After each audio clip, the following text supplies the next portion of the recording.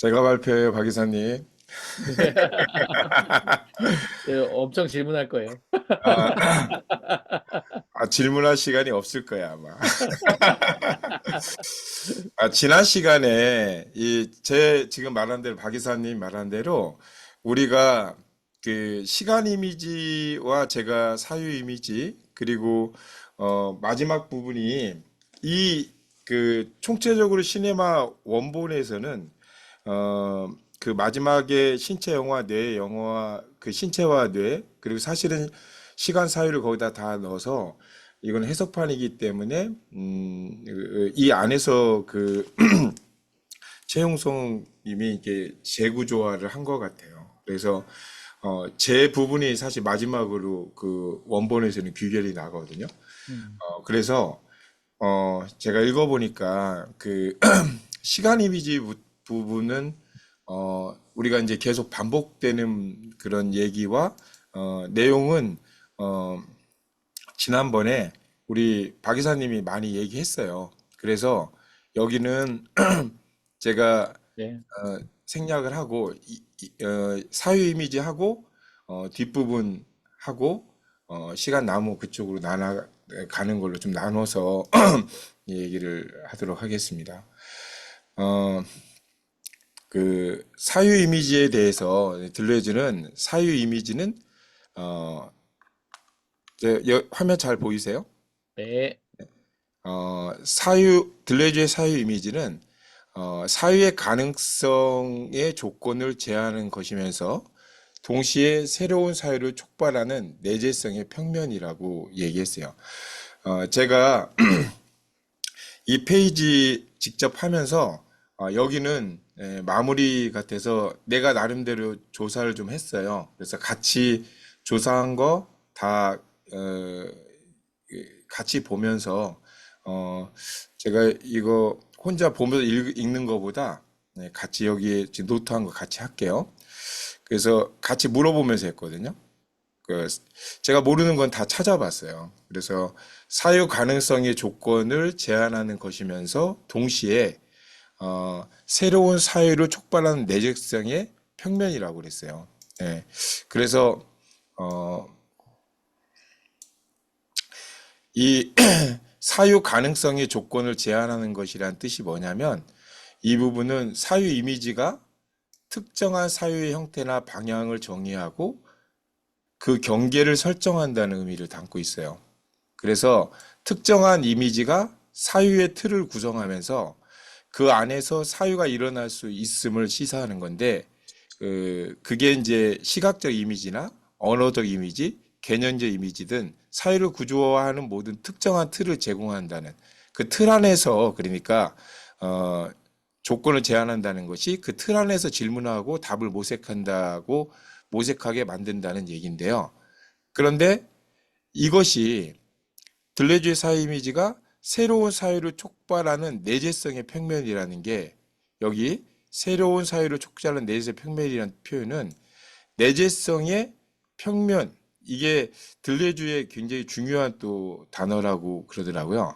그래서 내재성의 평면은 변화와 차이의 연속체로 내재성의 평면은 변화와 차이 연속체로 이는 사유가 고정된 규칙이나 구조에 얽매이지 않고 지속적으로 자기 자신을 초월하여 새로운 형태로 발전할 수 있는 공간이라는 거죠. 그 내재성의 평면이라는 게. 그러니까 어, 그 내재성의 평면이 새로운 형태를 발전할 수 있는 공간을 제공하니까 새로운 사유를 촉발하게 된다는 사유 이미지가 그 평면 위에서 작동하면서 사유를 제한하는 동시에 끊임없는 새로의 사유 형태를 촉발한다라고 그렇게 얘기하는 겁니다. 그래서 첫 장 사유 이미지 들어갈 때 그 첫 장에 이게 얘기하는 그게 거의 사유 이미지의 전체를 얘기하고 있어서 이건 이렇게 조사를 해봤습니다. 그래서 들레주가 시네마를 집필한 이유를 거기다 들고 있는데 영화 이미지가 일종의 사유 이미지로 지금 새로운 사유를 지금이라는 거에 이게 중요하죠. 그 지금 새로운 사유를 촉발하고 감각 운동의 도식에 의존하던 영화 이미지가 시간 이미지가 등장함에 따라서 사유의 무능력에 직면하게 된다. 어, 그러니까 그 이것도 우리가 감각 운동 도식에 의존하던 영화 이미지가 시간 이미지가 등장해서 사유의 무능력에 직면했다는 뜻은 이거는 그, 두 개로 이건 GPT한테 물어봤어요. 질 들레주가 영화 이론에서 사유의 무능력에 직면한다는 표현은 이런 의미가 있다는 거예요. 시간 이미지를 설명하는 그 개념 중 하나인데 감각 운동의 도식에 의존하던 영화 이미지가 어떻게 한계에 부딪히고 그 한계를 넘는지를 설명하는 건데 운동 이미지에서 이게 명확하게 이미지와 행동이 연결된 명확한 원인과 결과의 관계 속에서 이야기가 전개되는데 전통적 영화는 이 영화를 보면서 기대하는 행동과 반응을 통해서 상황을 이해하고 예측할 수 있게 합니다. 그러나 이 방식은 때로는 너무 예측 가능하고 기계적인 반응을 유도하여 보다 깊은 사유나 복잡한 감정적 직접 반응을 제한한다는 거예요. 그런데 들레주가 말하는 시간 이미지는 이런 감각 운동의 도식의 한계를 넘어서 사유의 무능력에 직면한다는 이 말은 기존의 인식의 반응의 패턴으로는 충분히 이해하거나 해석할 수 없는 상황의 이미지에 직면했음을 의미하는 거예요. 그러니까 이런 상황에서 사유의 무능력의 직면을 찾다 보니까 그렇게 된 건데요. 이런 상황은 관객은 단순히 반응을 넘어서서 보다 심층적이고 복잡한 사유의 과정을 거치게 된다는 거죠. 예를 들어서 시간 이미지는 전통적인 서사 구조를 따르지 않고 시간의 흐름 자체나 내면의 심리적 상태를 직접적으로 탐구할 수 있고 이로 인해 관객은 보다 자유롭게 사유하며 영화가 제시하는 이미지나 상황을 다양한 각도로 해석할 기회를 가지게 된다는 거죠.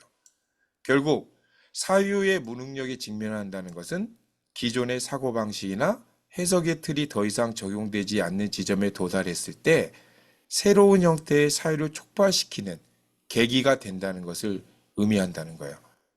그래서 결국 새로운 사유를 촉발시킨다.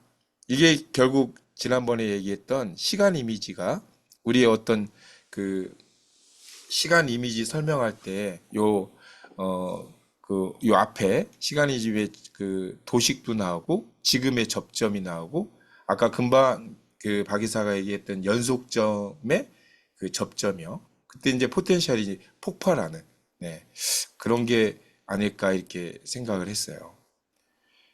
그래서 이제 이렇게 그 첫 문장을 이렇게 마무리를 하는데 간접적으로 재현되던 시간과 공간이 직접적으로 지각의 대상으로 등장한 것이다.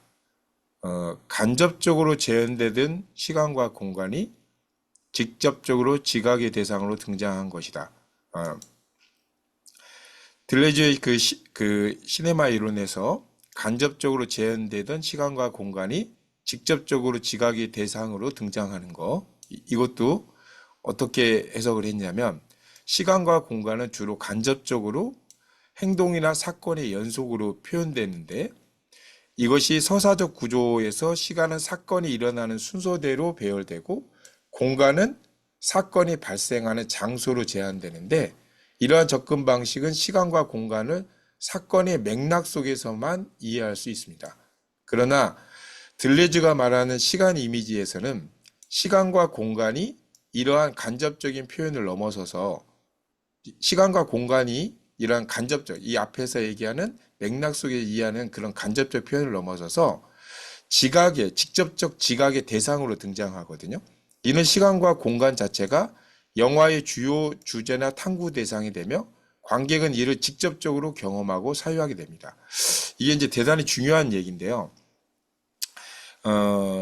시간이 이제 더 이상 단순히 사건들 사이의 간격이 아니고 그 자체의 흐름과 변화, 그러니까 시간을 지각한다는 거예요. 영화에서. 그래서 여기서 이제 제공하는 그 시간을 지각하게 된다는, 지각의 대상으로 등장하게 된다는 이런 영화들. 앞에서 이제 뒤에 가면 더 시간 지각에 대한 영화에 이제 상당히 많은 영화들이 나오는데, 이거는 제가 이제 찾아봤어요. 그럼 그런 영화들이 뭐냐?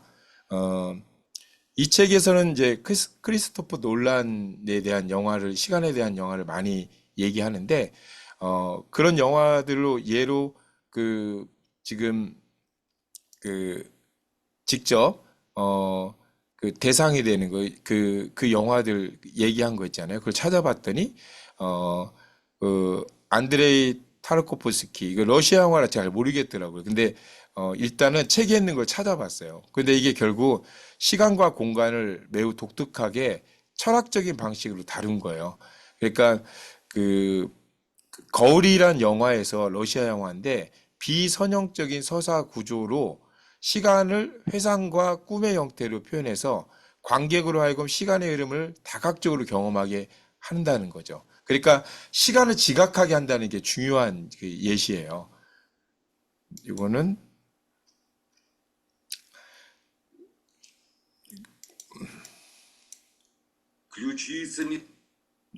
예, 제가 이것도 다 찾았습니다. 대단하시네. 잘했죠? 네. 시청각까지 넣으셨네. 네, 다 넣었어요. 이렇게 뭐 무덤이 열리고 환상하고, 이게 우리가 잘 보지 않는 영화니까. 어,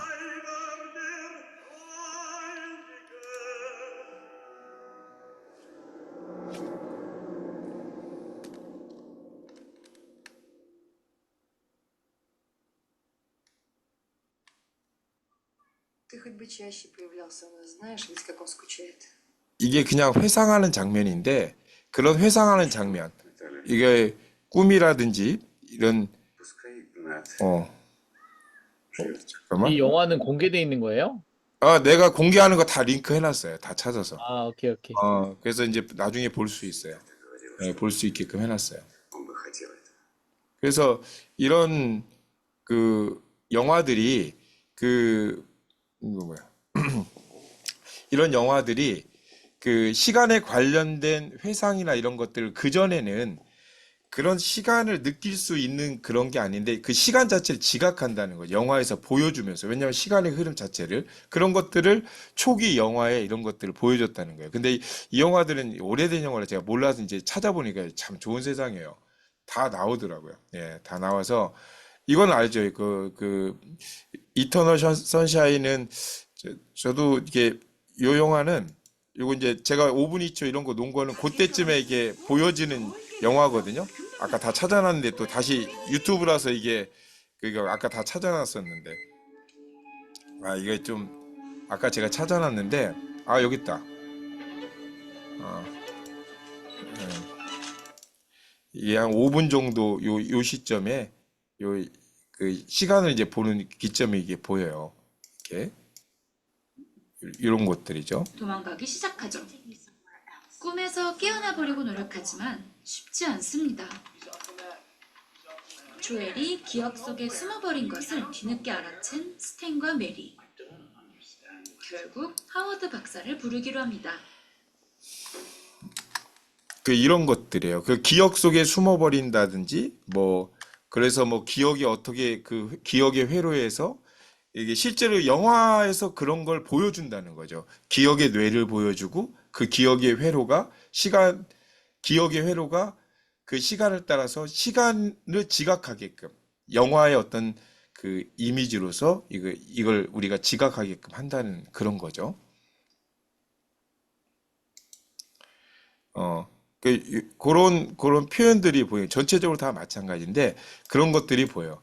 이걸 조금 또 더 점프해서 더 잘 하면은, 그런 영화들을 그 시간과 지각이라고 하는 그 차원에서 이제 간접적으로 재현되는 시간과 공간이 이렇게 직접적인 지각의 대상으로 등장해서, 우리가 영화에서 그걸 시간을 지각한다는 것은 우리한테 새로운 사유가, 그 시간의 지각의 새로운 사유의 촉발이라는 거예요. 예, 그러니까 이제 이해가 되겠더라고요. 그래서 우리 지금 현재 영화들을 보면, 과거에는 그렇게 그런 영화가 없었는데, 지금의 그때 이제 어쨌든 들레즈가 판단한 이제 현대 영화로 갈수록 이제 오늘 그 영화에 대해서 시간을 지각하는 그런 현대 영화들이 많은 거예요. 그 가장 대표적인 거는 이제 내가 뒤에 지금 찾다가 말았는데 오히려 점프해서 가볼까? 지금 보여준 거니까 어, 지금 가장 잘 근래 이렇게 보신 거는 이거는 이 영화일 거예요. 요게 제일 많죠. 크리스토퍼 놀란 영화는 잘 아시죠? 이게 얼마 전에 오펜하이머 했잖아요. 예. 그러니까 크리스토퍼 놀란 영화가 이렇게 많이 시간에 관해서 얘기했기 때문에 책에서 크리스토퍼 놀란에 대해서 얘기를 하고 있어요. 책에서 뭐라고 그랬냐면 오늘날 많은 영화들이 이 지각에 대한 직접적 시간 이미지에 대해서 얘기할 때 오늘날 많은 영화들이 논란의 영화가 보여주는 게 바로 창발하는 시간이다 이렇게 표현하면서 바로 시간 이미지를 가장 잘 표현하고 있는 논란 영화를 그 예시를 들어요. 제가 논란 영화 다 찾아놨어요. 이게 다 찾아서 이거에 지금 배트맨 같은 경우도 이제 그런 SF 그런데 특히 논란의 배트맨 영화는 좀 달라요. 배트맨 비긴즈나 다크나이트 라이즈나 이거 배트맨 영화거든요. 다크나이트나 다크나이트 라이즈나 근데 이거는 지금 보시는 게 그런 것 이제 그런 것들은 이제 좀 보셨던 것 같고 인터스텔라도 아시죠? 그리고 요 근래에 반영한 이제 오펜하이머 이거는 이제 아실 것 같아서 그 나머지 저도 이제 그건 다 봤거든요. 못 봤던 영화들만 가장 대표적인 게 논란 영화에서 이제 시간에 관해서 정말 보기 어려운 몇 번을 봐야 되는 영화가 인셉션이거든요. 혹시 인셉션 보셨어요? 네, 봤어요. 예, 예. 인셉션이 이제 그런 영화의 대표적인 거죠. 그래서 인셉션, 인터스텔라 이게 뭐 다 히트했던 영화들이잖아. 네, 메멘토, 네. 네, 맞아요. 그런데, 인셉션, 인터스텔라. 예, 그리고 요거는 이제 링크 해놓고, 인셉션은 링크 해놓고, 이건 제가 모르는 거였어요. 덩케르크라든지, 메멘토, 프레스티지, 테넷. 근데 찾아보니까, 이거 잠깐 보여드릴게요. 다 그런 영화였어요.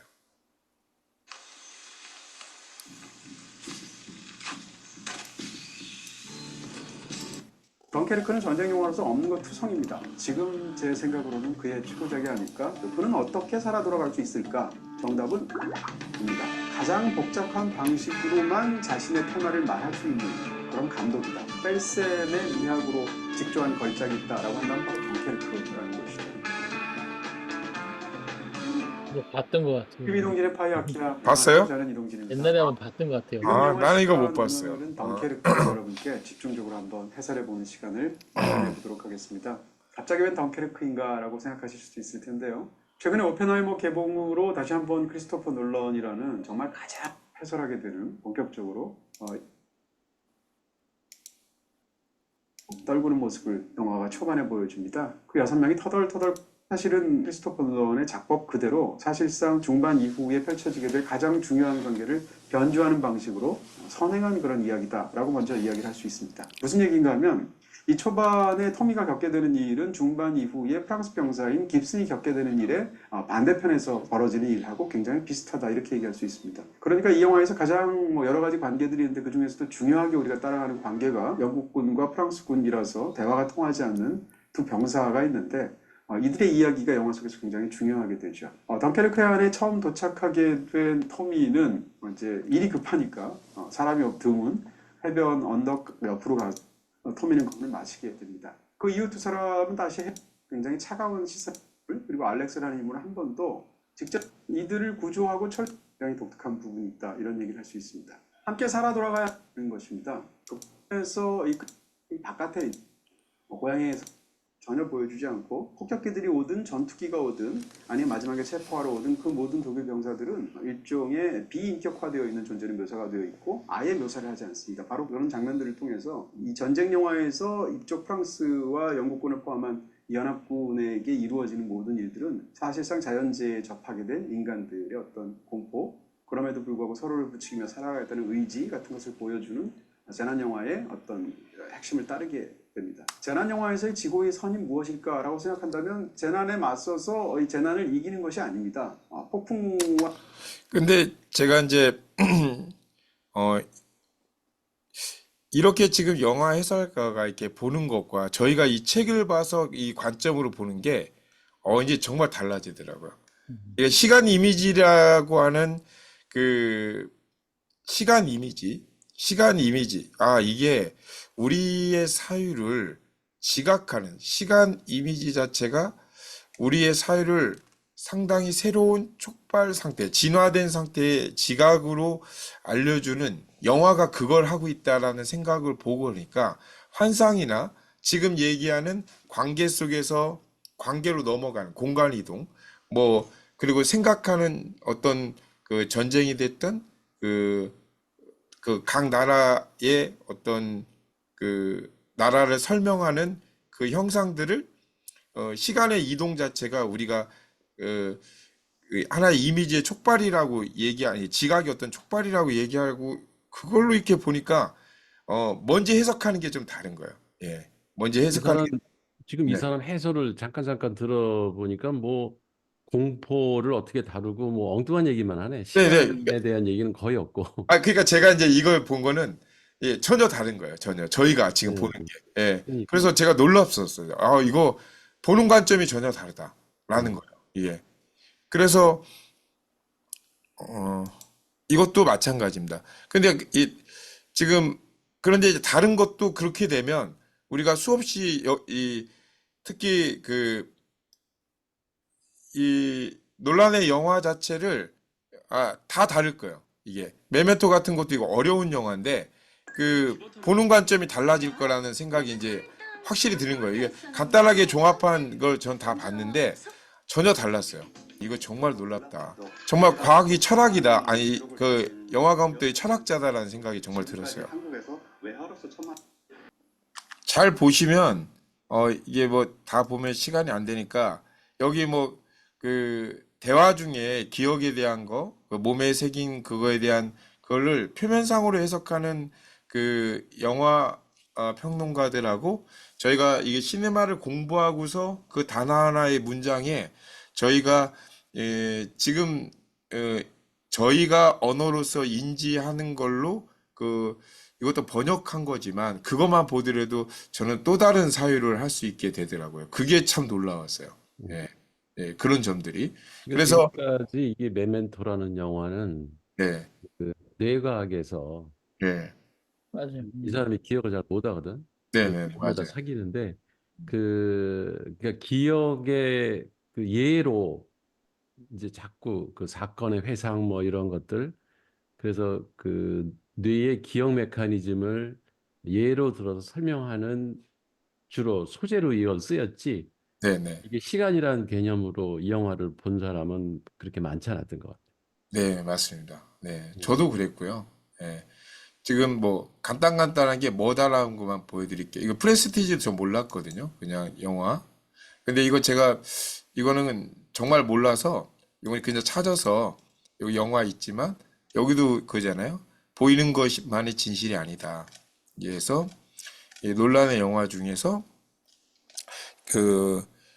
이게 순간 이동이라든지 뭐 이것도 역시 시간에 관해서 이렇게 얘기하는 이런 영화였어요. 이것도 상당히 많이 네. Shoot me. Come on. No, I can't. Do it! How'd you like that? But how do you do it? Magic. I'll perform this feat in a manner never before seen by yourselves or any other audience anywhere in the world. The audience loved it. This trick is top notch. You need to celebrate.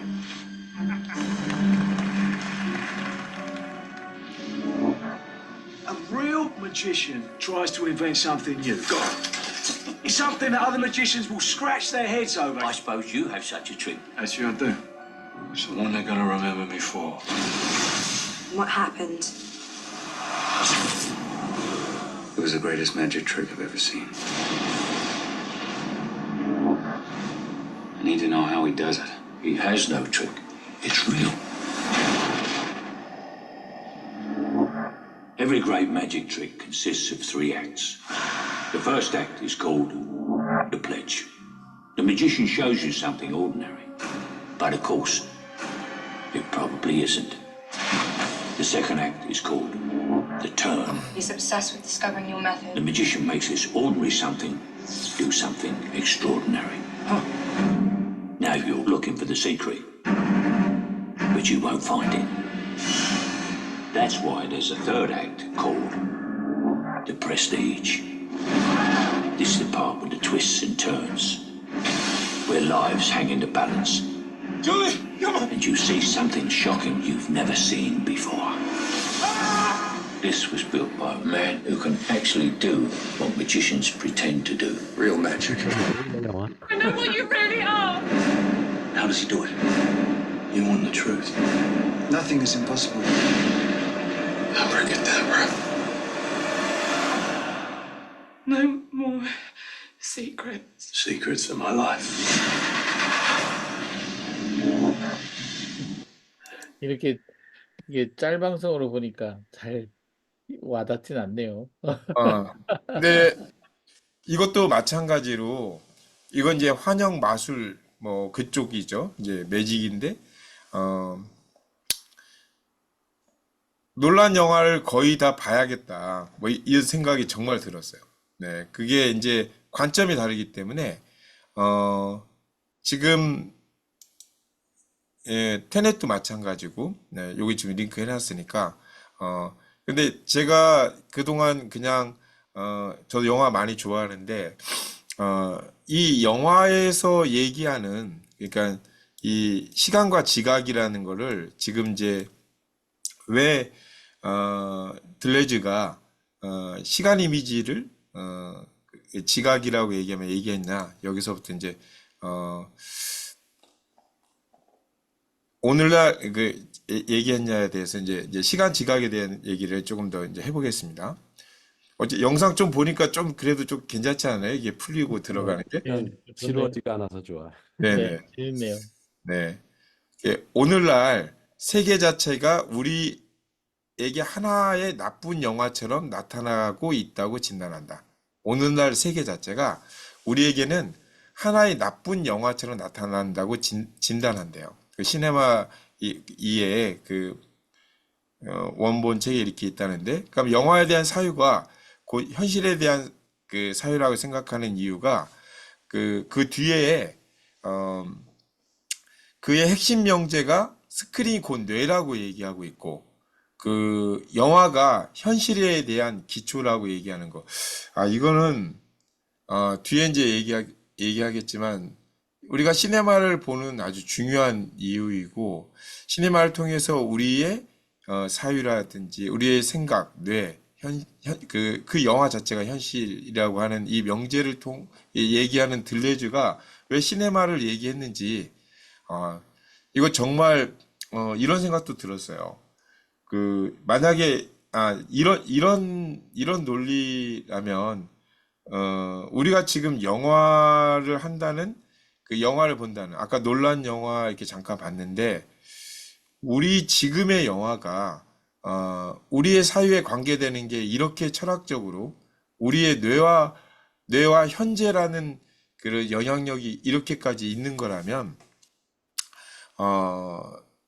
우리한테 지금 그 영화가 주는 그런 그 영향력이 있잖아요. 우리 한국 영화, 이런 영향력. 이런 것들도 이제 생각해 보게 되더라고요.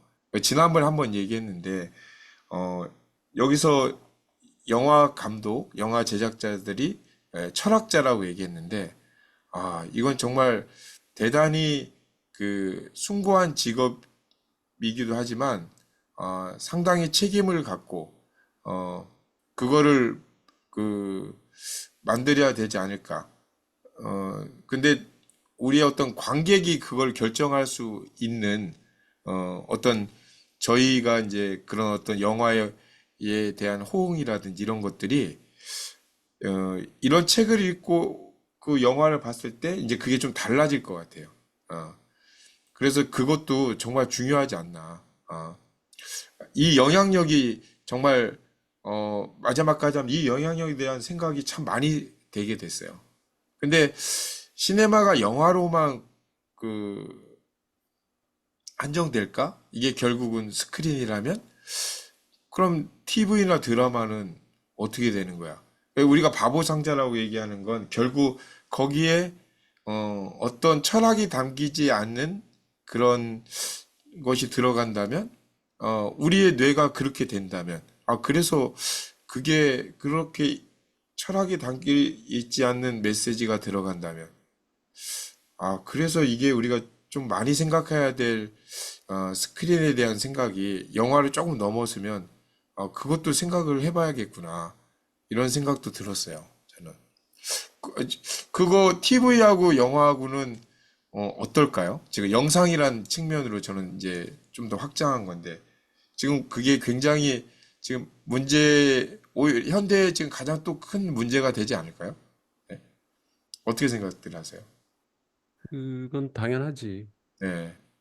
그건 뭐 여기서 시네마라고 해서 영화에 이게 국한된 얘기가 아니고 TV 드라마나 그런 어쨌든 연극이나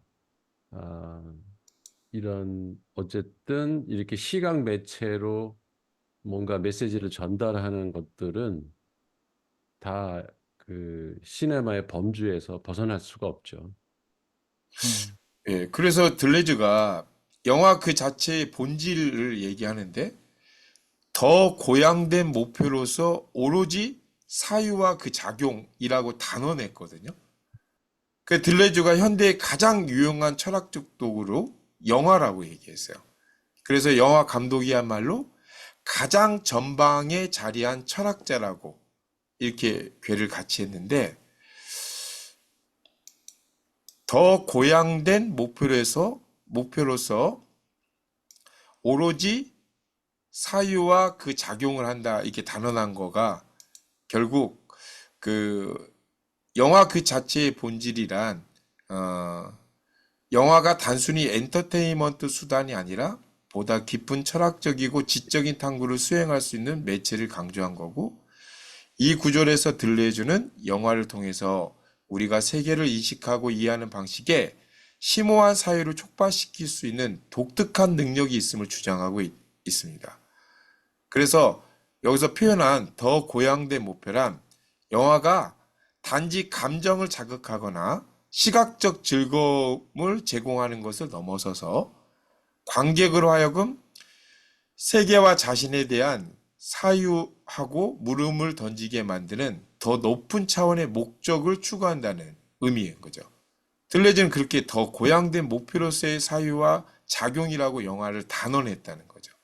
이는 영화가 갖는 예술적 가치와 여기 교육적이고요. 철학적 잠재력을 인정한 거예요. 그러니까 아까 제가 그런 질문이 떠오른 거예요. 과연 지금 현대 영화, 한국 영화 그런 것들이 얼마나 그럴까? 오로지 사유와 그 작용이라고 하는 부분에서 영화가 사유의 과정 자체를 촉발시키고 그 과정에서 발생하는 다양한 정신적 활동을 중시한담을 강조하는 건데요. 들레즈에 따르면 영화는 이미지와 소리를 통해 우리가 일상에서 접근하기 어려운 추상적이고 복잡한 개념들을 저희 보셨잖아요. 충분히 개념들을 구체화시키고 이를 통해서 우리의 생각과 감정을 확장시킬 수 있는 힘을 갖고 있다고 하는 거죠. 그래서 들레즈는 영화가 단순한 재현의 수단을 넘어서 인간의 인식과 사회를 근본적으로 확장시키는 능력을 지니고 있다고 보고 있고요. 이러한 관점에서 영화의 본질적인 가치와 기능을 재평가하고 있는 거죠. 그래서 영화를 보는 것은 단순한 시간 보내기가 아니고 적극적인 사유의 과정에 참여하는 행위라고 말하고 있으면서 이를 통해서 우리는 세계를 보다 깊이 다각적으로 이해할 수 있다라고 영화를 그렇게 보고 있습니다.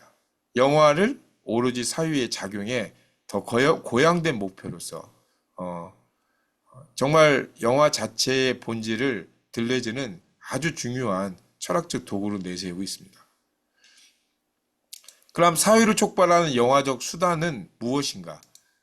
들레즈는 무엇보다 먼저 지각, 즉 시간이라는 새로운 지각이라고 답을 하거든요. 아까 말한 대로 그 이전에 아까 이거 앞에서 설명했는데 감각 운동적 단절을 통해 인간은 세계 내에 어떤 용인할 수 없는 것에 충격을 받은 그리고 사유 안에 존재하는 어떤 사유할 수 없는 것에 직면하게 된다.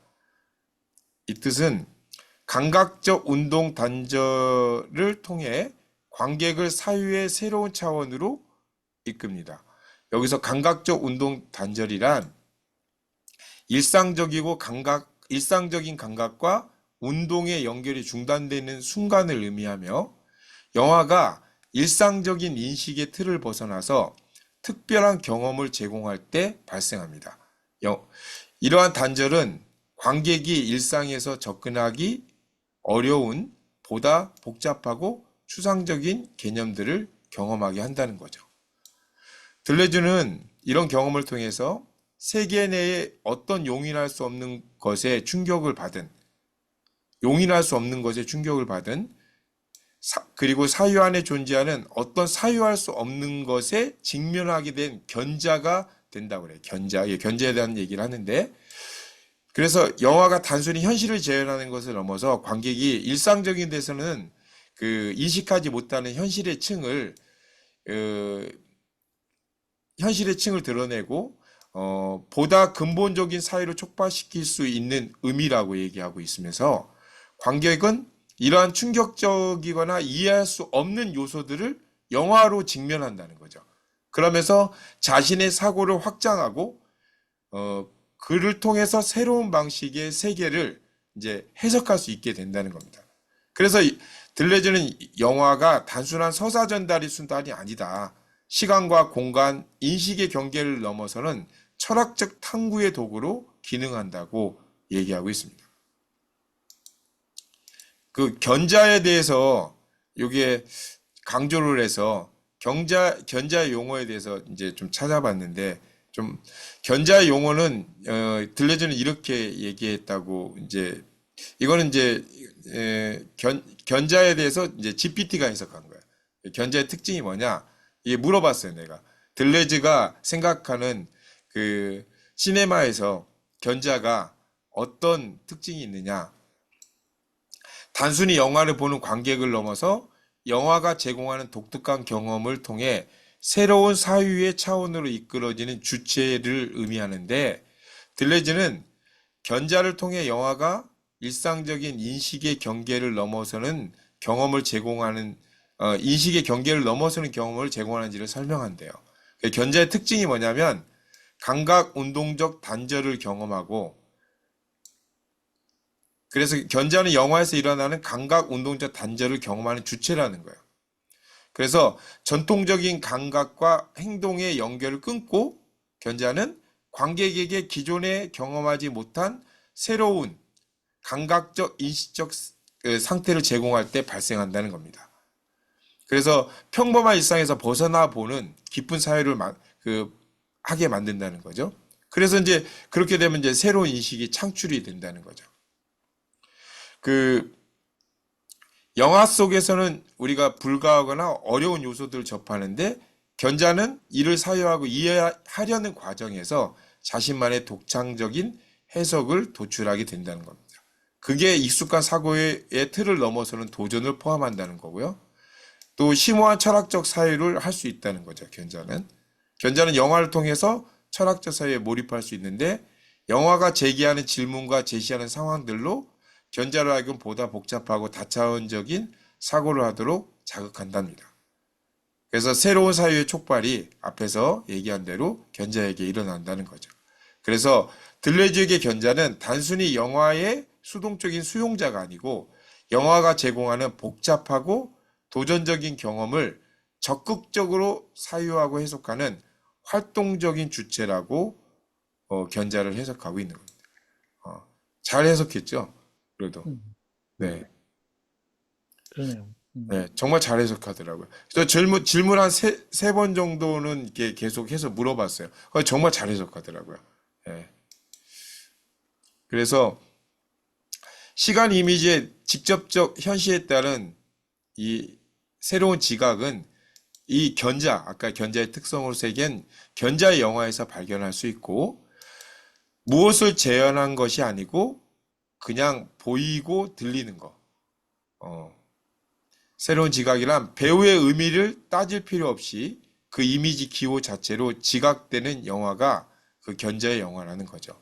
그래서 운동 이미지에서 지각이 대상이 운동이었다면 시간 이미지에서는 지각의 대상이 시간이라는 거 계속 반복하고 있죠. 그게 예를 들어서 고전 영화가 유기적 운동의 재현에 집중한 것에 반해서 현대 영화는 시간을 다뤘다는 거. 그래서 크리스토퍼 놀란 영화를 예시로 들었습니다. 거기 위에 문장에 보면 네, 배후의 의미를 따질 필요 없이 네, 이미지 기호 자체로 지각되는 영화가 견자의 영화다. 네, 네, 그 말이 이게 아까 내가 초창기에 얘기했던 이게 시뮬라크르의 개념이에요. 아, 네, 네, 아, 예, 예, 예, 그러니까 플라톤에서 시뮬라크르는 왜 이중 복제품이라고 그랬잖아. 이데아를 흉내내서 만든 게 미메시스고, 그게 이제 네, 현상 세계고, 네, 그런 현상 세계를 우리가 인간이 바라보면서 지각돼서 만든 또 다른 이미지, 그거를 시뮬라크르라고 했거든요. 이제 그런 네, 게 예술 작품이나 문학 작품, 시 이런 게 다 시뮬라크르죠. 네, 그거는 일종의 허상이라는 게 플라톤의 생각이에요. 음, 그러니까 영화도 플라톤의 관점에서 보면은 그냥 추상적으로 가상의 세계를 하나 만드는 것뿐이야. 그렇죠. 음, 예, 그래서 무가치한 거예요. 이데하고는 멀리 떨어져 있는 거지. 음, 근데 장 보드리아르가 얘기하는 시뮬라크의 개념, 그거하고 이 들레즈가 얘기하는 시뮬라크의 개념이 이 문장 하나로 지금 표현이 된 거예요. 그러니까 아, 여기서 배우라는 게 뭐냐면 이데아를 얘기하는 거예요. 네, 원본이 없다는 거예요. 아, 음, 그러니까 이제 기호학에서도 어, 과거 소시르의 기호는 실물이 있고 그 실물을 보고 인간이 인지한 거를 표현해 놓은 게 이제 기표고 거기에 담긴 뜻이 기의거든. 네, 그러니까 그거는 플라톤의 개념하고 크게 차이가 없어요. 그러니까 그런 소시르의 기호학에서는 1대1 대응을 전제로 해. 음, 그러니까 나무가 이렇게 바깥에 서 있어. 그 사물이잖아. 그러면 그거를 사람이 보고 나무라고 이름을 지면은 나무가 기표가 되는데 머릿속에는 그냥 똑같이 밖에 서 있는 나무의 이미지가 우리 머릿속에 기의로 있는 거예요. 그게 다 1대1로 대응한다고 생각하거든. 네, 근데 이제 퍼스에 와서는 물론 그런 것도 있지만 그렇지 않고 인간이 임의적으로 만든 어, 그 허용론에서 사용하는 기호가 있다는 거지, 기호가. 그게 이제 시뮬라크르라는 걸로 지금 그 용어상으로는 장 보드리아르나 이 들레즈는 생각하는 거죠. 근데 그렇게 인간이 상상해서 만든 이미지 시뮬라크르는 굳이 원본을 따질 필요 없다 이거야. 음, 그러니까 배우의 의미를 따질 필요 없다는 말이 그 말이에요. 그래서 이미지 이퀄 기호잖아. 그렇게 만든 시뮬라크르 기호 자체가 그대로 지각되는 그런 영화가 현대 영화다. 네, 그러니까 영화에서 그런 거를 구현을 해야지 이미 바깥 세계에서 벌어지고 있는 거 다큐멘터리 찍듯이 네, 다큐멘터리는 그게 이제 소시리의 기호학하고 맞는 거야. 플라톤의 이미지 그런 거하고 다 일치하는 게 다큐멘터리예요. 서사적으로 어떤 사건을 그냥 기록해서 보여주는 거지. 근데 초창기의 영화는 프랑스 영화도 그런 식으로 그 인간 사이에서 벌어지는 뭐 역사 그 사극이라든가 이런 것들이 이미 다 원본이 현실에 존재하는 거죠. 그거를 그냥 영화로 표현했을 뿐이라는 그런 초창기 영화들은 그런데 지금 시네마 여기서 얘기하는 현대 철학적 영화라고 하는 것은 현실에도 없는 거예요. 어떤 면에서는. 네, 그 네, 아까 왜 인터스텔라, 인셉션 이거 다 가상의 얘기잖아. 그게 현실로 우리가 확인할 수 없는 것들인데 영화 시나리오 작가나 영화 감독의 상상력에 의해서 네, 그런 우주에서 벌어지는 이야기들, 우리 뇌 기억에서 벌어지는 이야기들을 가상적인 건데 실제처럼 표현을 해가지고 우리가 새롭게 생각을 하게 만들잖아. 네, 네, 지금 이제 그게 사유 이미지를 촉발시키는 거죠. 이 영화라는 게. 네, 맞습니다. 그 문장이 이게 되게 이 전체 장을 한마디로 설명한 그 요약한 문장이네. 그게 보니까. 네, 네, 음, 그렇게 할 수 있는 사람이 또 견자라는 거지. 네, 단순한 관객은 서사적 그런 사건의 연속 이걸 쭉 기록해 놓은 영화들을 이해하고 감상하는 데는 운동 이미지 수준에서 오케이. 음, 예, 근데 그건 이제 우리가 감각 세계에서 그 경험하는 세계잖아. 그런 영화는. 근데 지금 여기 놀란 감독이 그 보여주는 영화들은 그런 그 운동 이미지 상태의 사고를 갖고는 잘 이해가 안 되는 영화들인 거지. 네, 네, 오히려 이거는 원본도 없고 이 지구상에 존재하지도 않고 인간들이 감각적으로 체험한 것도 아닌 네, 그야말로 사유의 세계에서만 전개될 수 있는 이야기를 영화해서 우리의 생각을 새롭게 하게 만드는 영화들이다. 그런 얘기죠, 저 문장이. 네, 맞아요. 그래서 논란 영화의 그 매니아들이 그게 좀 정해져 있잖아요.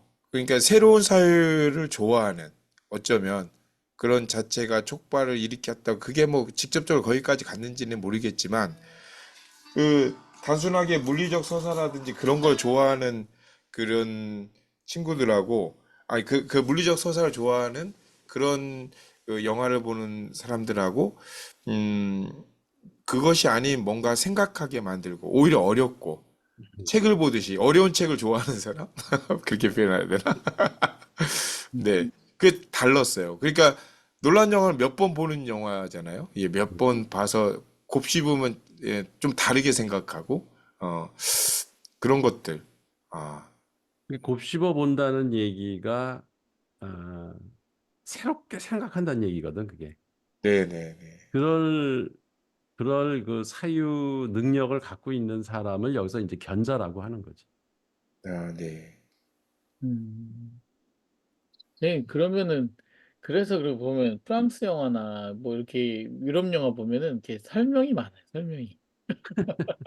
아, 예, 되게 그 변화의 과정을 엄청나게 설명을 해요. 뭐 세계가 어떻고, 뭐 어떻고, 뭐 이러면서.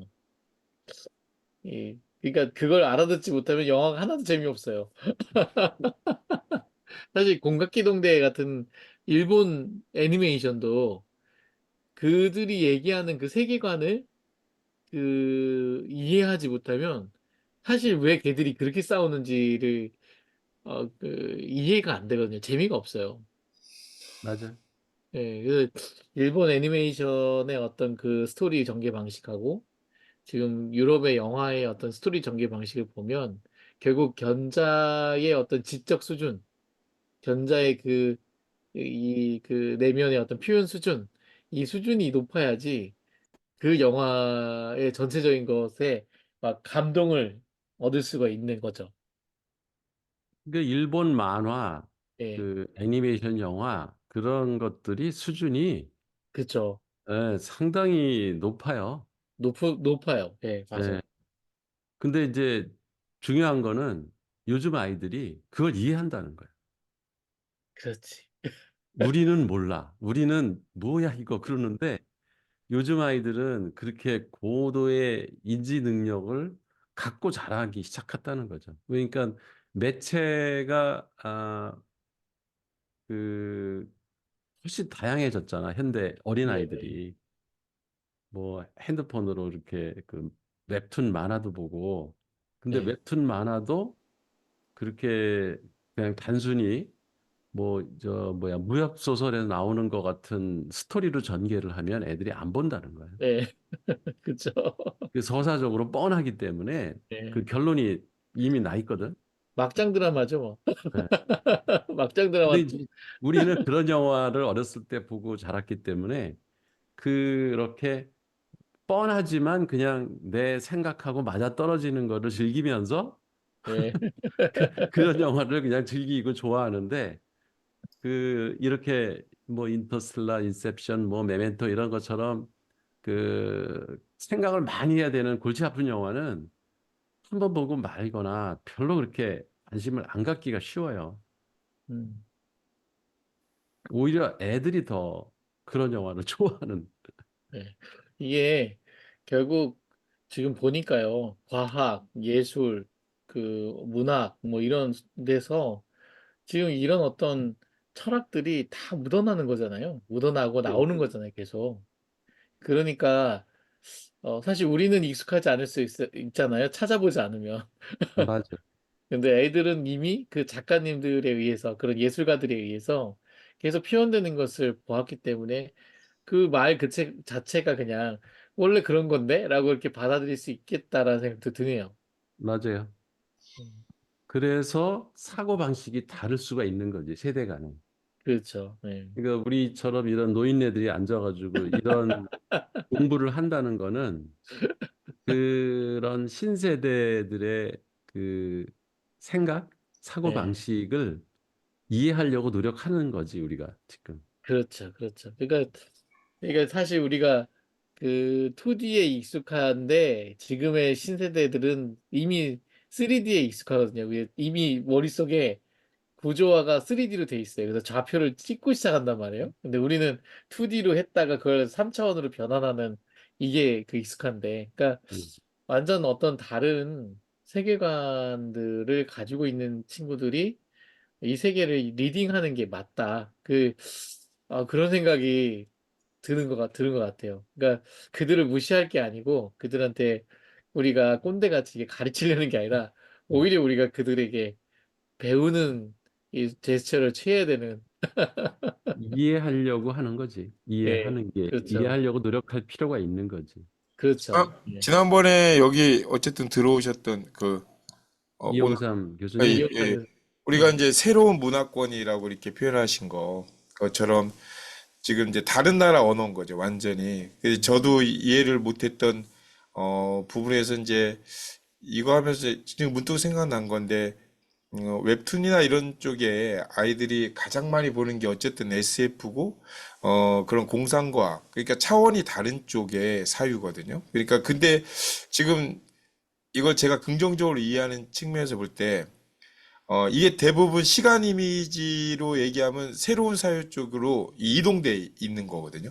그러니까 그쪽으로 가 있으면 그쪽 문화권만 보게 되는데 저는 이제 왜 SF 책만 보느냐, 왜 웹툰을 보더라도 왜 그쪽으로 가 있느냐라고 할 때, 이게 뭐 한편의 생각일지 모르겠지만, 이 책을 통해서 조금 이해할 수 있을 것 같은, 얘들 통해서 융합적인 사고가 필요하지만, 어쨌든 그것이 먼저 들어간 문화로, 새로 생성된 사유 이미지라고 한다면, 그게 촉발된 거라고 한다면, 그게 충분히 그쪽 안에서 그런 문화권이 어, 생성되고 다시 오기는 힘들지 않을까. 뭐 이런 생각도 드는 거죠. 다시 오려면 여기를 이해시켜야 되는데 여기가 재미가 없는 거야. 그러니까 우리가 재밌게 한마디로 이쪽 문화에 재밌게 얘기를 해야 되는데 저쪽 원에서 듣기 싫은 거지. 예, 아니, 맞아요. 그렇죠. 네. 그리고 이게 우리가 이제 당연하다고 생각하는 거 있잖아. 네네. 당연하다고 생각하는 거가 이제 눈에 보이기 시작하면 그럼 세상이 이렇게 달리 보이거든. 네. 지금 여기에서도 그러니까 철학의 역사들 보면은 이성이라는 말이 나온 게 1500년대예요. 음, 그렇잖아. 데카르트가 처음 얘기한 거야. 그렇죠. 그 사람이 그래서 위대한 건데 그 이전에도 그 이성의 그 버금가는 그 개념들을 소크라테스, 플라톤, 아리스토텔레스 모든 파르메니데스 이런 사람들이 다 얘기를 했어요, 하기는. 근데 그 당시에는 그게 당연한 거였어. 인간이 생각할 수 있는 사유 능력을 이성이라고 한다는 거가 아, 그게 별도의 개념으로 부각된 거는 데카르트에 의해서였지. 그 이전에는 사람이 생각할 수 있는 건 너무 당연하다 이렇게 생각한 거야. 그러니까 그걸 굳이 왜 깊이 나눠서? 있게 연구하고 뭐 그걸 갖고 따지고 할 필요가 없었어. 음, 그거와 비슷한 게 여기서도 아까 왜 그 감각 운동 그 이미지에서 그 시간 이미지로 이렇게 바뀌어 나가는데 사유의 능력을 제한한다고 그랬잖아. 그게 음, 무슨 얘기냐면 아까 설명을 잘해줬는데 그 이게 이제 칸트 개념하고 맞닿아요. 칸트에서는 그 감성 이제 우린 다 알죠. 이제 감성이 뭔지. 네, 감성의 형식이라고 그랬어요. 음, 시간과 공간을. 그렇죠. 그러니까 칸트만 해도 시간과 공간은 당연한 거야. 쉽게 얘기하면. 왜냐면 생각할 필요가 없는 거야. 감성은 생각이 안 들어간 겁니다. 음, 그렇죠. 지각부터 생각이 들어가요. 사람이 일부러 의식 상태로 그 생각을 하기 시작한다고. 지각의 이제 지성 단계에서만. 근데 감성에 이미 시간과 공간은 형식으로 들어와요. 그러니까 형식이라는 건 바탕에 깔려 있는 거야. 그러니까 우리가 외부 세계를 5가지 감각기관을 통해서 받아들일 때, 즉 감성이 작동할 때 시간과 공간은 너무나 당연한 거야. 그냥 깔려 있는 거야. 공간은 있는 거고 장소고 시간은 그냥 그 뉴턴의 절대 시간처럼 그냥 흐르고 있는 거예요. 그래서 그거를 굳이 고민할 필요가 없어. 그리고 인간은 기본적으로 동물도 마찬가지고 시간과 공간이라는 거는 당연히 존재하는 거예요. 그래서 그걸 굳이 학습할 필요가 없는 거였어. 근데 지금 현대 철학에서 이런 생성 철학이라든가 그 베르그송, 이 들레즈, 뭐 심홍동, 개체화 이런 데서는 그 시간이 되게 중요한 지각의 대상이 되는 거예요. 그렇죠. 여기 이 시네마에서도 그 얘기를 하는 거거든. 그 왜 1부와 2부를 그렇게 구분을 해서 아까 운동 이미지라는 건 그냥 감각의 세계인 거야, 거기는. 그 그렇죠. 영화도 그 수준에서 만들면 사람의 쾌감을 불러일으키고 즐겁고 재미있고 왜 중국 영화 막 치고받고 해서 막 공중 날아다니고 하면 재밌잖아. 그게 다 운동 이미지에서 나오는 영화들. 근데 시간이나 공간이나 이런 당연했던 것들을 우리가 고민하게 만드는 게 현대 철학이에요. 시네마에서도 시간 이미지를 뒤로 이렇게 2부에서 다루는 게 그렇게 바뀌어 나가는 거예요. 그러니까 영화의 역사도 어, 사람이 당연하게 생각했던 시간과 공간. 그 시간 공간이 없어진 게 아니잖아. 그렇죠. 그 옛날 그 다큐멘트 영화에도 시간 공간 당연히 있잖아요. 오히려 더 시간과 공간이 진하게 나오지. 근데 그거는 그냥 간접적으로 우리가 당연히 있는 거기 때문에 그냥 느끼고 마는 거예요. 근데 굳이 고민할 필요가 없어.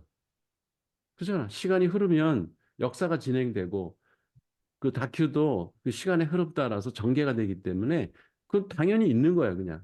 그래서 그걸 간접 경험한다고 한 거고, 지금 아까 그 우리 잠깐 봤던 이런 영화들은 시간을 적극적으로 이게 직접 내가 지각하지 않고는 이해가 안 되는 영화들인 거예요. 그렇죠. 맞아요.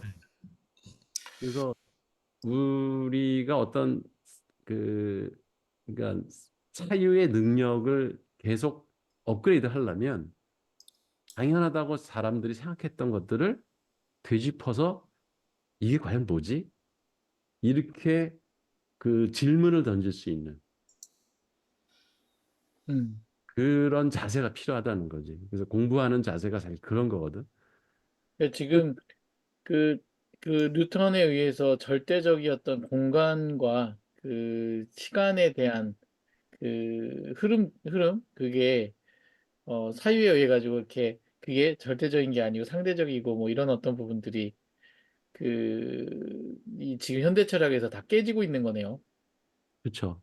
음, 그걸 깊이 있게 과연 그게 뭐지라고 네. 질문을 던지기 시작한 거죠.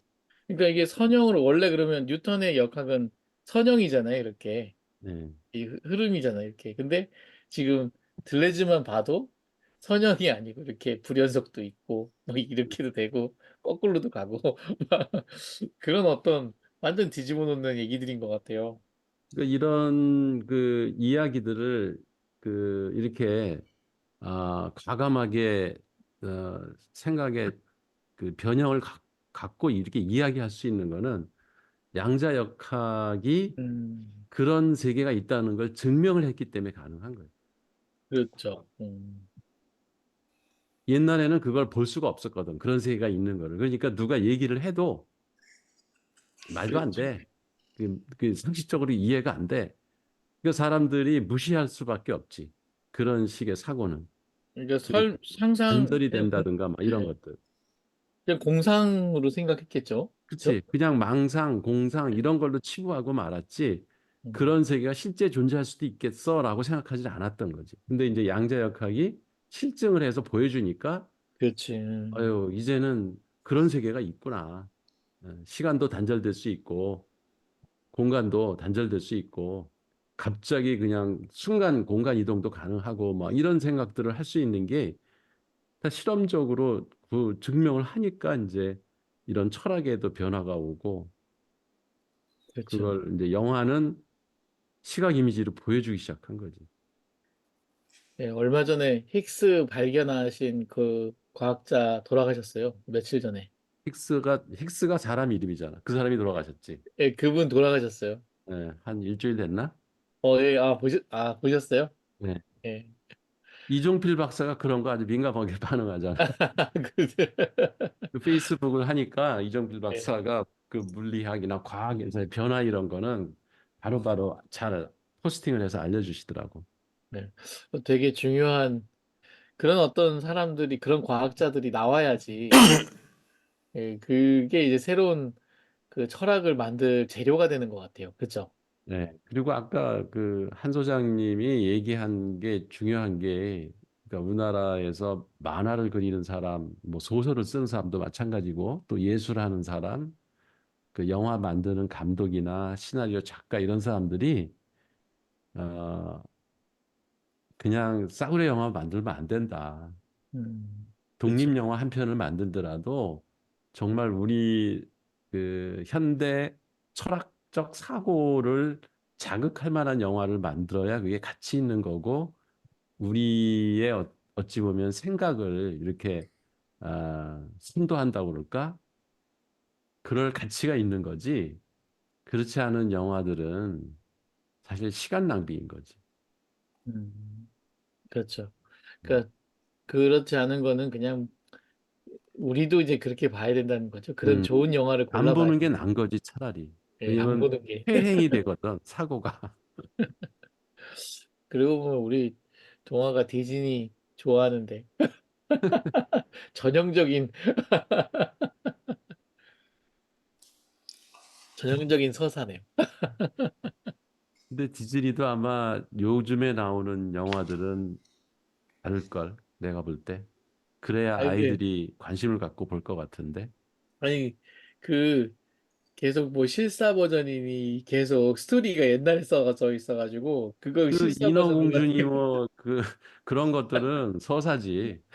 예, 그러니까 이 다시 이 새로 만드는 디즈니는 새로운 스토리로 다시 만들어야 되는데 네. 걔들도 그 고민을 할 거예요. 그렇죠? 네, 할 거예요. 예, 계속 하시죠. 네.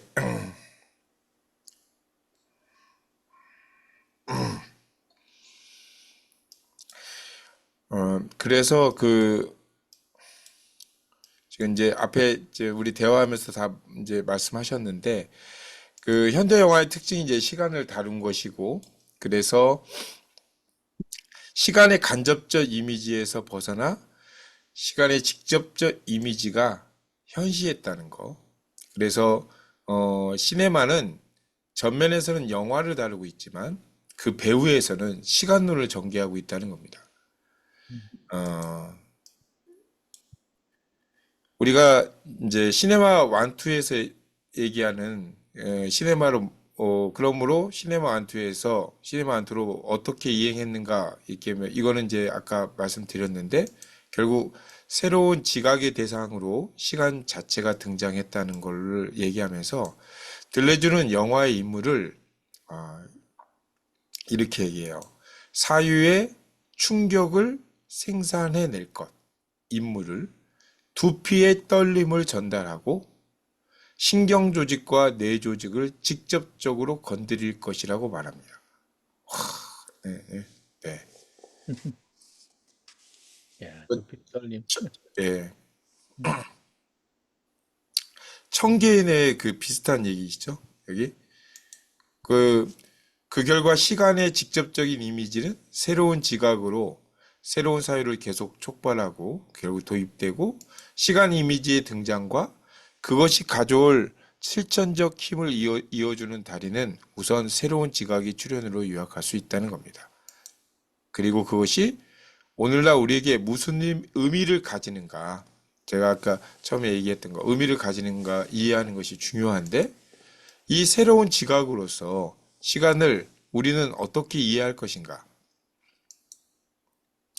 로드윅은 현대 영화에 등장한 새로운 지각으로서 이런 얘기를 하는데요.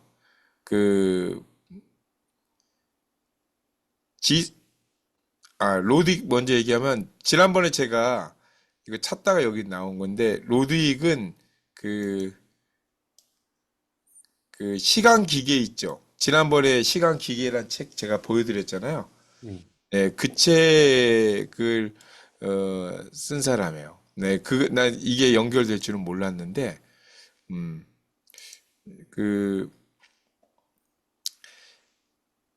로드윅 책의 이 책이죠. 이거 지난번에 그 들레주의 시간기계라고 하는 그 책을 제가 잠깐 보여드렸었죠. 지난번 박 이사님 발표할 때, 거기에 그 들레주의 시네마 이론을 시간 이미지의 조작 표현에서 특별히 잘 탐구해서 들레주가 제시한 운동 이미지와 시간 이미지의 개념을 분석하고 이것이 관객이 시간의 인식과 사회에 어떤 영향을 미칠지에 대해서 설명한 책이에요.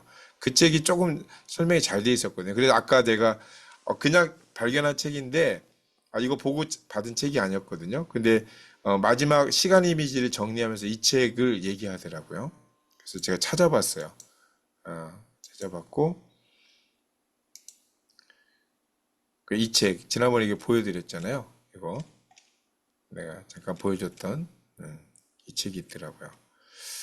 그래서 그 시간 이미지에 대해서 이게 또 해석을 잘한 책이에요. 네, 책이. 그래서 로드윅이 말한 건데요. 네, 로드윅은 현대 영화에 등장한 새로운 지각으로서 시간에는 지속, 기억의 행위, 지나가는 현재, 그리고 들레주의 표현을 빌리면 시간의 수동적 종합이 있다고 본다라고 했어요. 지속은 시네마 1에서 다루고 있는 전체로서의 영화를 말하고 기억의 행위는 기억 이미지와 관계된 영화들, 기억의 행위라는 것은 기억 이미지와 관계된 영화들을 말하고요. 지나가는 현재는 들레주가 베르구송의 세 번째 도식이라고 부른 그 지난번에 얘기했던 현재와 과거, 즉 현실 때 잠재 때의 공존점이 있었죠. 예, 그거를 지나가는 현재라고 이렇게 말하고 있는 거죠. 요 세 개에 대한 해석입니다. 그거를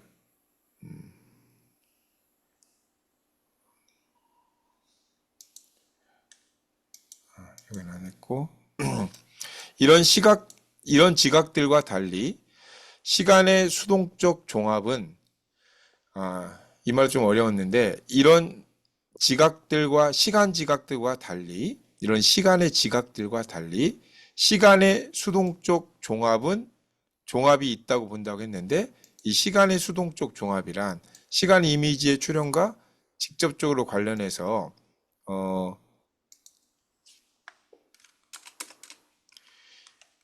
들레즈의 시간관을 응축한 것인데 시간의 수동적 종합이란 첫째는 현재는 시간의 정초다. 현재라는 순간들이 지나가야 과거나 미래 개념이 가능하다는 것입니다. 들레즈의 시간관을 응축한 게 이제 시간의 수동적 종합이라는 건데요. 둘째는 과거는 시간의 근거다. 현재가 지나가면서 동시에 보존되는 과거가 바로 시간의 근거가 된다는 거예요. 여기까지 됐죠? 셋째는 이 말이 좀 어려웠는데요. 시간의 순수 형식은 근거와해다. 이건 좀 찾아봤어요. 그랬더니 시간의 순수 형식은 근거와해다라는 구절은 들레즈의 복합적 철학적 사고를 얘기하는 건데요. 근거와해는 프랑스어로 붕괴 또는 파괴를 의미한대요. 그래서 들레즈가 이 표현을 사용함으로써 의도한 바는 시간의 순수한 형태가 기존의 역사적이고 유기적인 시간의 구조를 근본적으로 무너뜨린다는 점을 강조한 것입니다. 근거와해라는 게. 이 문맥에서 그리고 유기적 주체의 역사적 시간이란 일반적으로 우리가 인식하는 연속적인 선형적인 시간을 가리키는 건데요. 유기적 주체의 역사적 시간이요. 이러한 시간은 사건들이 원인과 결과의 체계 안에서 순차적으로 일어나는 방식으로 이해되는 거예요. 그래서 과거, 현재, 미래가 명확한 연속선 상에서 배열되며 역사적 사건들의 해석에도 영향을 미칩니다. 이건 이제 보통 유기적 주체 역사적 시간이라는 게 이런 건데, 반면 여기서 얘기하는 들레즈가 말하는 순수 과거는 이게 순수 형식인데 이게 과거라고 해석한 것 같아요. 이게 순수 형식은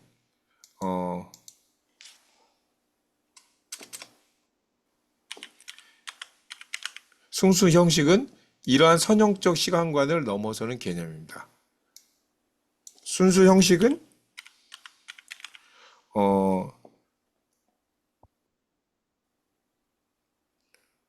모든 시간의 지점이 동시에 존재하는 상태로서 과거, 현재, 미래가 그 구분 없이 공존하는 거기에 다 있다는 거죠. 이러한 시간과는 기존의 시간 이해를 그래서 이게 와해시켜서 시간을 보다 동적이고 다차원적인 방식으로 재해석한다는 겁니다. 그래서 들레즈는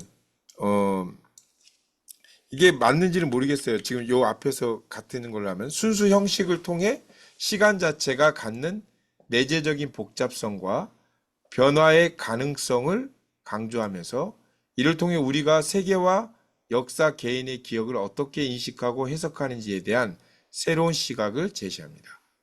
그래서 전통적인 시간의 흐름과 그에 따른 사회 방식을 근본적으로 변화시킬 수 있는 잠재력을 지니고 있으며 영화뿐 아니라 아까 말한 철학 문화 전반에 걸쳐서 깊은 영향을 미칠 수 있다고 합니다. 그래서 시간의 순수 형식은 근거와해다. 그게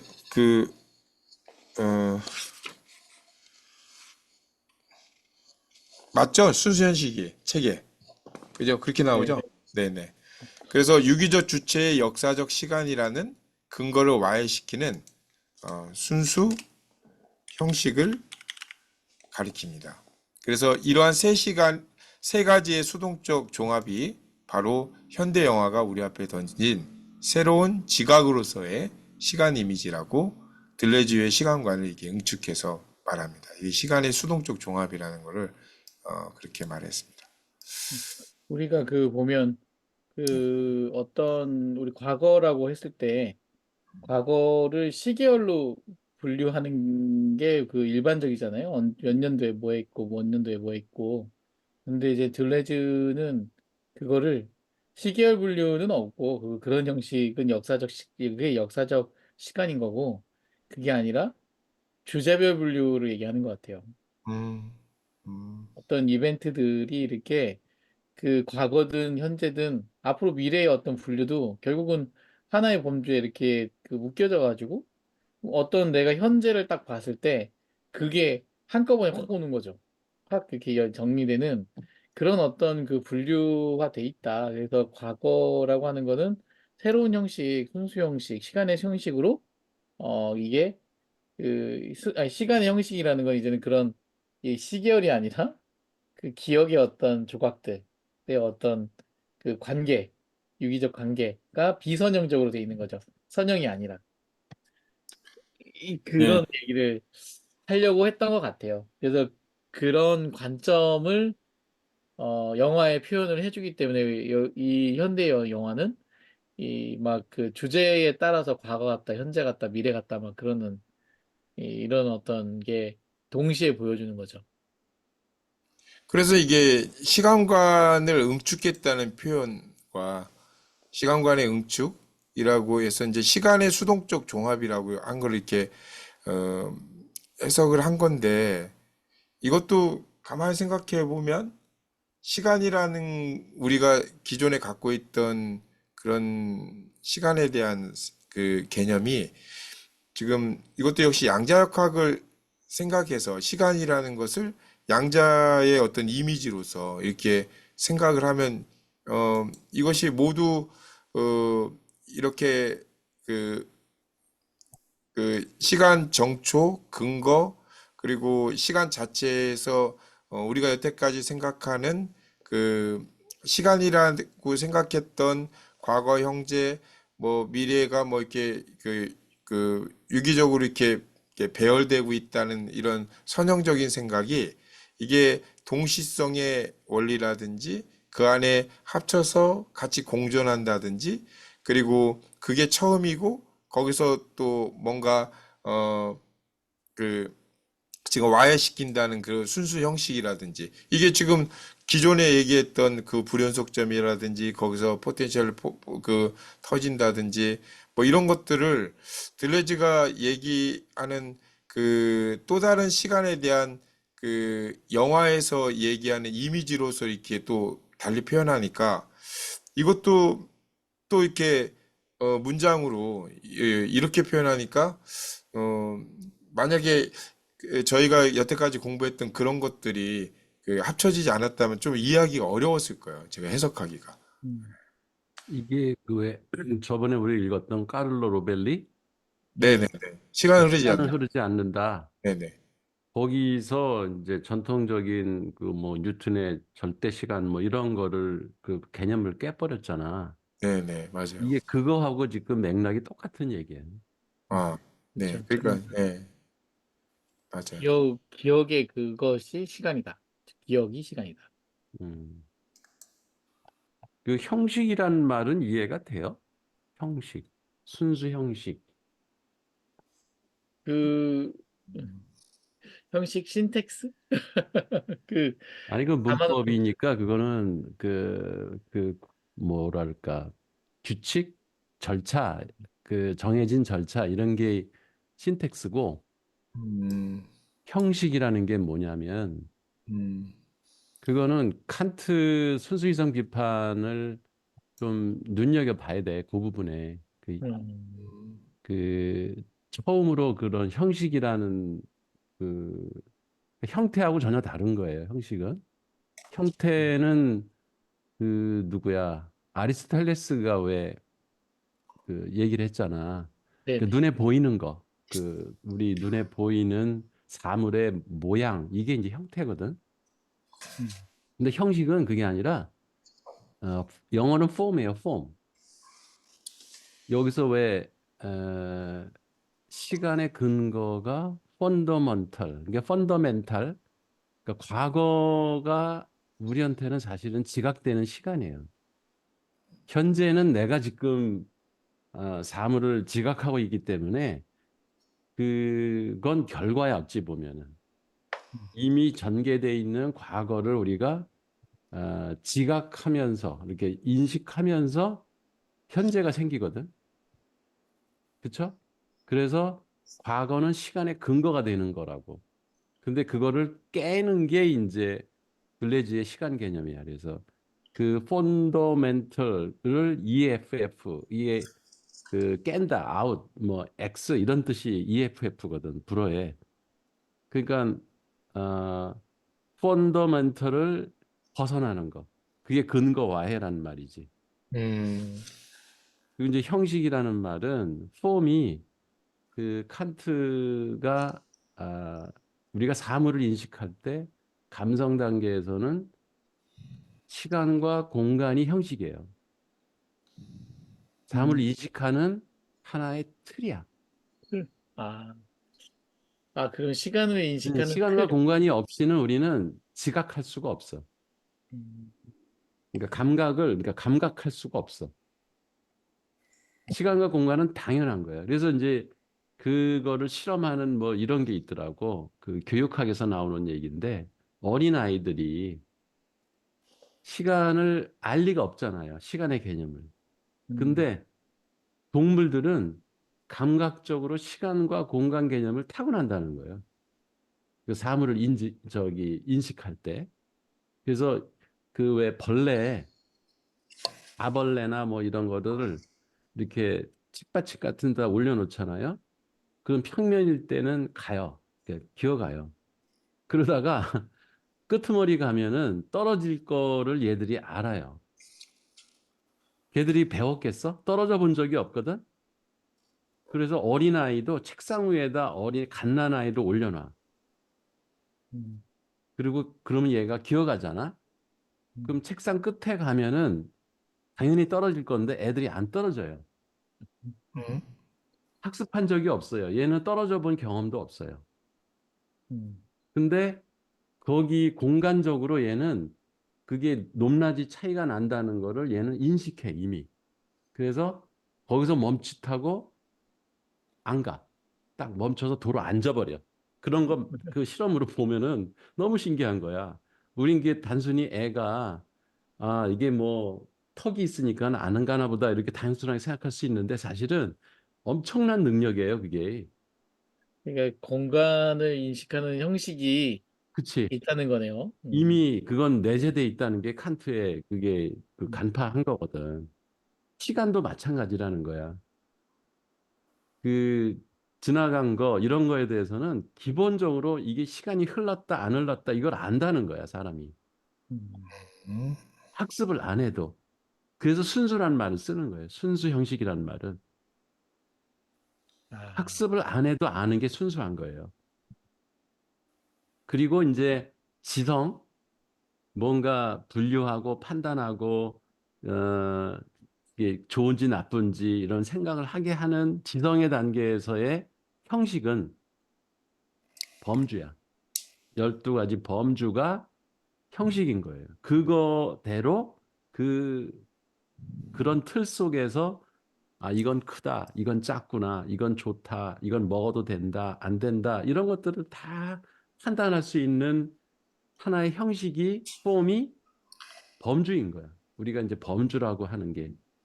음, 그래서 제주도에서 우리 그랬잖아. 범주의 확장이라는 게 예, 우리가 세상을 보는 눈이 일반적으로 그러니까 상식적으로 이렇게 뭐 굳이 사고 능력을 키우지 않아도 12가지 정도의 범주는 나눠서 우리가 판단할 수 있는 거예요. 근데 왜 이렇게 밤에 일요일 날 좀 쉬어야 되는데 계속 공부를 하느냐. 범주를 늘려나가는 거예요.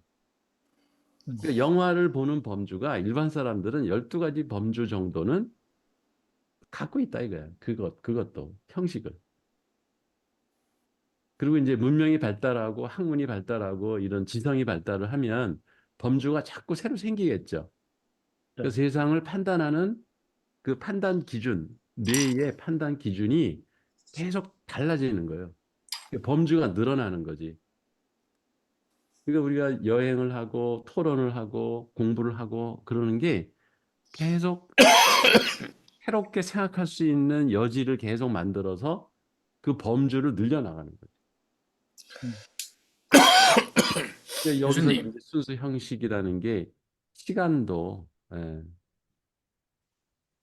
그게 하나의 우리가 세상을 보는 방식 또는 틀 예, 이거라는 거죠.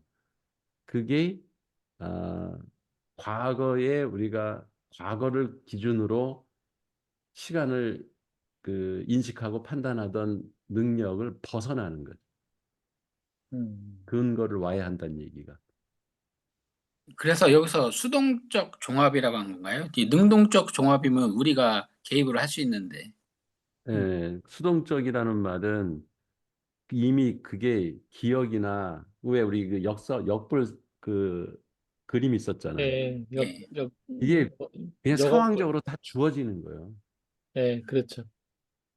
그 환경에서의 변화, 이게 압력, 왜 이게 결정체 무슨 개체화에서도 그런 얘기 했었잖아. 그런 게 내가 선택할 수 있는 것도 있지만, 그러니까 현재의 내가 어떻게 활동할까는 뭐 하여튼 자유의지가 있든 뭐든 내가 선택할 수 있어요. 그렇지만 그렇게 되기까지의 상황은 이미 다 갖춰져 있는 거지. 내 기억도 이미 다 머릿속에 이미 다 이렇게 역불삼각형처럼 그 잠재, 포텐셜 이런 것들이 이미 다 갖춰져 있는 상태에서 나는 현재를 경험하는 거니까 어, 수동적으로 이미 그 주어진 것들이 나한테 그 주어진 상태에서 뭔가 지속해 나가는 이런 상황을 우린 계속 어, 경험하는 거죠. 그 지금이라고 하는 게 바로 그 시점인 거고 현재인 거고. 근데 그 현재라는 거는 물론 거기에 나의 의지도 있겠지. 그게 이제 의식에서도 제일 중요한 연구 과제인데 자유의지가 과연 있는 거냐. 근데 뭐 어떤 과학자들은 뇌과학자들은 그런 거 별로 없는 것 같다. 이미 다 그런 상황이 다 만들어져 있는 상황에서 나는 수동적으로 그냥 반응할 뿐이다. 이렇게 생각하는 사람도 있는데 또 한편의 의식 그 연구하는 뇌과학자들은 그런 여러 가지 주어진 옵션들 가운데서도 상황이 한 가지가 주어지는 게 아니라 이거지. 거기서도 나의 선택의 여지는 있다. 이제 그 부분은 이제 능동적이겠죠. 예. 그게 결합돼 있는 게 현재다. 그렇게 지금은 그 사실 결론 내기가 힘든 부분이에요. 그게. 그러네요.